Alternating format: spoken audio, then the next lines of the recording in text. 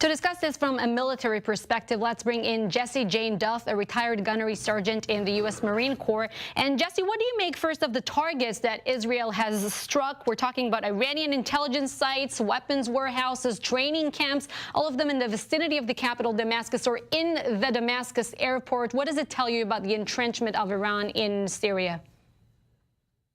It tells me that Israel is very strategic and they are very methodical. First of all, when Iranian-backed forces are going in and striking Israel, they better expect a punch back, because Israel isn't going to accept that type of nonsense from Iran. Iran has made it very clear that they want to decimate and destroy Israel. So when they struck back, they made it clear that we are coming. They told Syria, do not attack our jets. And they said we are only targeting Iranian facilities and targets. So I think it was a very, if you could call it an attack fair, this was as fair as it can get. Jessie, what was Iran after in all of this by launching the initial missile into the Israeli northern Golan Heights? What did they accomplish?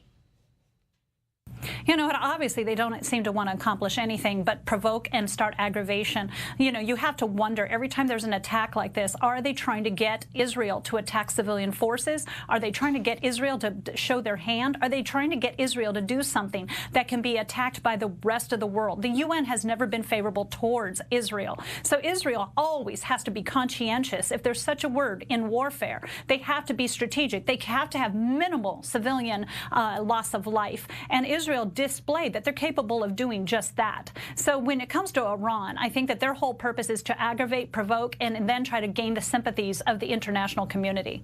Iranian officials, they say that they're going to keep the Iranian presence in Syria as long as Syria's President Bashar al-Assad wants them to stay there.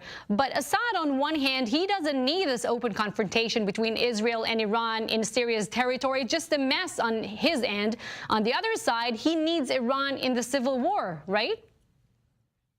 Oh, absolutely. I think Bashar al-Assad wants to have his cake and eat it, too. He doesn't want any confrontation like this, but he wants to utilize the Iranians. You know, when you sleep with dogs, you're going to get fleas. That's exactly what he's done. He sold himself to the Iranians, and now he has to live by their rules, because without them, he will collapse within his own country. So he needs them to enable his forces. He better just doggone grow up and realize that he got in bed with the wrong partners.